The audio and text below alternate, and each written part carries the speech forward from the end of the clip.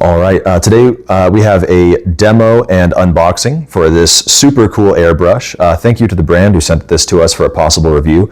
I really like this airbrush, and so today we're going to do a demo and then just a little bit of an unboxing so you can see what exactly it comes with. Take a look. Okay, so for the demo, I'm just going to prime up this plastic miniature here. Priming is a pretty time-consuming thing when you're getting ready to paint your miniatures, but it is important because it helps the paint bond to the miniature through the primer layer. So you want to make sure you prime. Now an airbrush can make that really easy and get you a pretty smooth layer without the reliance on a rattle can. So, but hopefully you can start seeing the difference as we go from this kind of more just plastic gray to the darker gray that I have loaded up here inside of the airbrush reservoir. We've got a mostly primed model. There's still some spots I can go over here and here and here and everything, but just to show you the kind of difference between the two colors, we've got the more gray plastic kind of down here on the foot, kind of in some of the spots here on the weapon, but most of the darker gray is now kind of nicely covering the rest of the miniature here, and that's going to help the paint bond really well to it. So this is the G22 from the kit. That's what this airbrush is called. It's got a 0.3 millimeter nozzle, I believe. So, and it's dual action, so you're releasing air by pressing down on this. That activates the compressor to come back to pressure. And then you release paint by pressing down and back a little bit. You can kind of see it showing up there on the back of the cardboard. And then it's really just a kind of a balancing act between how much air you release and how far back on the switch you pull. You don't want to pull all the way because that'll just spray a ton of paint out, and you don't want to push all the way down because that'll just release a ton of air. So it really is a little bit of a balancing act.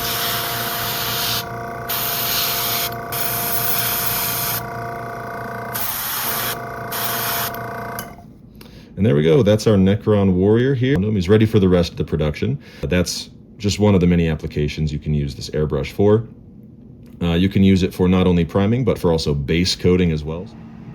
All right, so you've seen the airbrush do some basing and priming, but now we're gonna do a little bit of an effect on this base here. So we're gonna go for a marbling effect.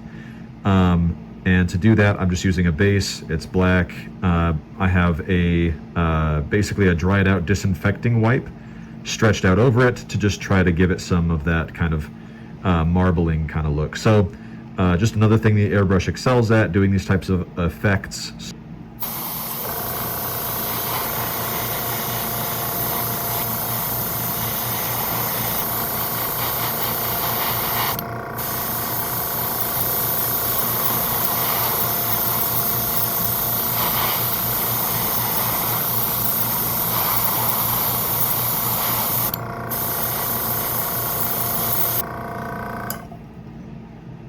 Okay, now we're just going to unwind here, and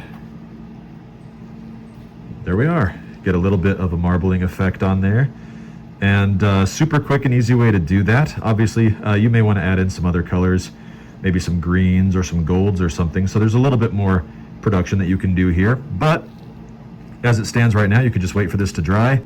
You could hit it with a polyurethane varnish here, and give it that nice marble shine, and then your base is pretty much ready to go. So yeah, the airbrush excels at doing these types of effects too. You can also use it to create lighting effects and everything like that, but I think that illustrates that someone with pretty much no technical skill at creating this type of effect with a brush can easily do that with an airbrush.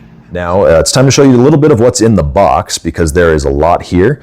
First off, you're probably drawn over here to the compressor itself. This is obviously what's going to give you all of your air and make the paint actually flow.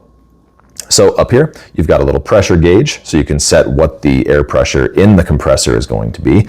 Then over here, we've got the technical specs for the compressor itself. We'll zoom in on that so you can pause the video here and take a closer look if anything in there is something you're looking for. Up here, we've got the handle so you can carry it around. Makes for very easy transportation. And then back there, just the power cable. We've got the G25 airbrush. On this little handle, that's the dual action control. So pushing down releases the air, pulling back releases the paint. You saw that in the demo.